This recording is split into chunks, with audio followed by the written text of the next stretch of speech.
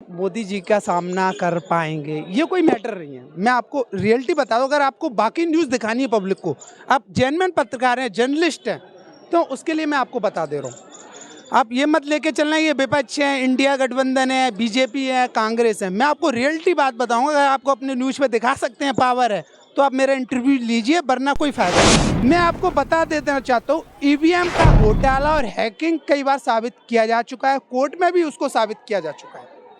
Court में जब balm से पूरी बात खत्म हो, फिर आप बोलिए, पूरी बात खत्म हो, फिर आपको बोलने का हक देंगे हम।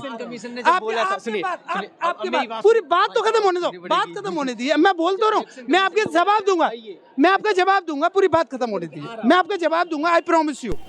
मेरे जब बाम सेफ संगठन द्वारा ईवीएम को कोर्ट में ले जाया गया, घसीटा गया, उसके बाद में कोर्ट ने ईवीएम को दोषी पाया, और हमारे भारत के देश की कोर्ट ने ही नहीं पाया, विदेशों में भी इसको दोषी पाया गया, उनकी समीक्षा हुई, कई देशों में इसको बैन किया गया। जहाँ बीजेपी आज के समय में फुल बहुमत में, बीजेपी का क्या ऐतराज है कि वो बीपीएड से चुनाव नहीं कराना चाहती, जबकि सबको पता है कि ईवीएम मशीन का जहाँ उत्पादन हुआ, जिस कंट्री ने बनाया, वो अपने यहाँ नहीं कराना चाहती।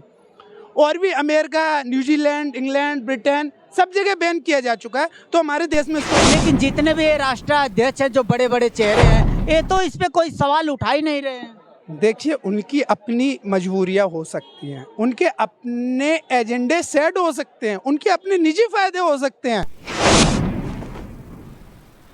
हाँ सर, ये कह रहा हूँ 2024 में चुनाव होने वाला है, तमाम गठबंधन एक हो रहा है, फिर से एक हो रहा है, क्या ये मोदी जी का सामना कर पाएगा 24 में? देखिए, मोदी जी का सामना कर पाएंगे, ये कोई मैटर नहीं है। मैं आपको रियलिटी बता दूं, अगर आपको बाकी न्यूज़ दिखानी है पब्लिक को, आप जेन्युइन पत्रकार हैं, जर्नलिस्ट हैं, तो उसके लिए मैं आपको बता दे रहा हूँ। आप ये मत लेके चलना ये विपक्ष है, इंडिया गठबंधन है, बीजेपी है, कांग्रेस है। मैं आपको रियलिटी बात बताऊँगा। अगर आपको अपने न्यूज़ पे दिखा सकते हैं पावर है तो आप मेरा इंटरव्यू लीजिए, वरना कोई फायदा नहीं। दिखाइए, रियलिटी ही दिखाते हैं। रियलिटी ये है कि देश के अंदर पहले तो ईवीएम की जगह बैलेट पेपर से इलेक्शन होना चाहिए, फर्स्ट प्योरिटी। ईवीएम, अब आप कहेंगे ईवीएम से सर क्यों आप वहाँ भी जीतती हैं, ऐसे विपक्ष का तमाम सवाल उठते हैं, जहाँ विपक्ष हार जाता है वहाँ कहता है कि ईवीएम में गड़बड़ी है, जीत जाता है तो ईवीएम सही। यही बात मैं आपको बता दूं, अगर बाकी केंद्र सरकार या जो अभी सत्ता पक्ष पार्टी है, अगर उसे लगता है कि मैं सही हूँ, मेरे साथ पब्लिक है, तो पब्लिक की ही आवाज़ है, ईवीएम को हटा देना चाहिए देश के अंदर से, बैलेट पेपर से पेपर होने चाहिए। कांग्रेस आएगी, बीजेपी आएगी, बीएसपी आएगी, समाजवादी पार्टी आएगी, आज़ाद समाज पार्टी आएगी, या जो भी पार्टी आएगी, उसका हम सारे देशवासी उसका बहुत बहुत स्वागत करेंगे, धन्यवाद करेंगे। दूसरी बात कि कहते हैं कि ईवीएम आप दूसरी जगह जीत जाते हो तब सवाल नहीं खड़े करते, यहाँ करते हो। मैं आपको बता देना चाहता हूँ, ईवीएम का घोटाला और हैकिंग कई बार साबित किया जा चुका है, कोर्ट में भी उसको साबित किया जा चुका है। कोर्ट में जब बाम से पूरी बात खत्म हो, फिर आप बोलिए, पूरी बात खत्म हो, फिर आपको बोलने का हक देंगे हम। आपकी बात पूरी बात तो खत्म होने दो, बात खत्म होने दी, मैं बोल तो रहा हूँ, मैं आपके जवाब दूंगा, मैं आपका जवाब दूंगा, पूरी बात खत्म होने दीजिए, मैं आपका जवाब दूंगा, आई प्रॉमिस यू। मेरी पूरी बात खत्म होने दीजिए। जब बाम सेफ संगठन द्वारा ईवीएम को कोर्ट में ले जाया गया, घसीटा गया, उसके बाद में कोर्ट ने ईवीएम को दोषी पाया, और हमारे भारत के देश की कोर्ट ने ही नहीं पाया, विदेशों में भी इसको दोषी पाया गया, उनकी समीक्षा हुई, कई देशों में इसको बैन किया गया, जहाँ पे जिस कंट्री में ईवीएम को बनाया गया वहाँ भी बैन किया गया पहले। दूसरी बात, हम उनकी बात नहीं करते, हम अपने देश की बात करते हैं। हमारे देश का जो कोड और कानून है उसमें भी उसको दोषी पाया गया, तो फिर इसके बीच का जो हल निकला वो ये निकला कि इसके साथ बीपीएड मशीन ऐड की जाए, ताकि जो पर्ची निकलती है उससे उसकी काउंटिंग की जाए और उसको समाधान किया जाए कि हम लोगों को ये लगे। ऐड तो किया गया, वो निकलती है, पर्ची निकलती है। बिल्कुल बिल्कुल बिल्कुल, लेकिन उसमें भी धांधली पैदा की गई, उसमें भी राजनीतिक एजेंडा सेट किया गया। उसमें होता क्या है कि कुछ बीपीएड 2-4 मशीनों को तो काउंटिंग की जाती है, सारी बीपीएड मशीनों की काउंटिंग नहीं की जाती।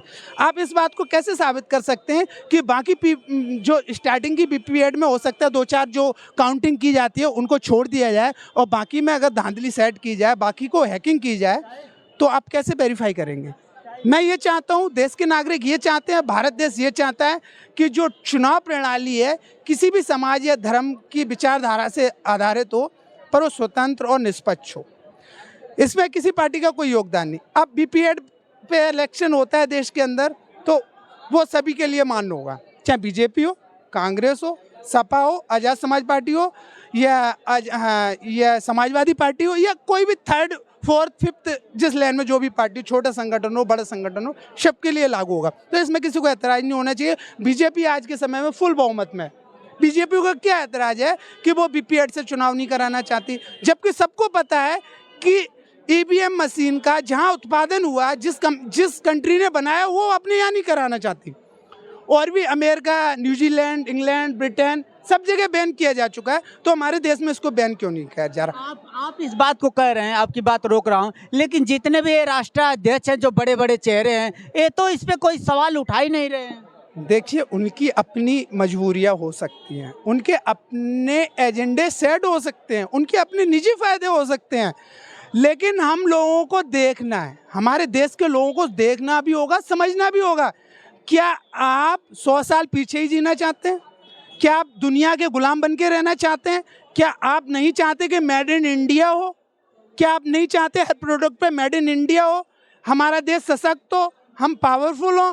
क्यों आप छोटी छोटी कंट्रियों में आज अपने बच्चों को स्टडी के लिए भेज रहे हो? बड़े बड़े हमारे, चाहे कांग्रेस के लीडर हो, चाहे बीजेपी के लीडर हो, चाहे बीएसपी के लीडर हो, चाहे समाजवादी पार्टी के लीडर हो, उनके जो भी क्रीम लीवर है, जो भी संपन्न लोग हैं, वो विदेशों में अपने बच्चों को क्यों भेजते हैं? आप लीडरशिप इंडिया की कर रहे हैं, आप नेतृत्व इंडिया का कर रहे हैं, अपने बच्चों को इंडिया में क्यों नहीं पढ़ाना चाहते? सीधी सी बात है, आप कहीं ना कहीं इंडिया के साथ धोखा कर रहे हैं, आप कहीं ना कहीं भारत के साथ धोखा कर रहे हैं। आपको अपनी खुद की प्रशासनिक व्यवस्था पे भरोसा नहीं। आप अपने यूनिवर्सिटी कॉलेज को क्यों नहीं इंग्लिश करना चाहते? आप अपने यूनिवर्सिटी और कॉलेज को क्यों नहीं वर्ल्ड लेवल पे ले जाना चाहते? कौन सी मजबूरी है आपकी? पब्लिक के सामने रखिए।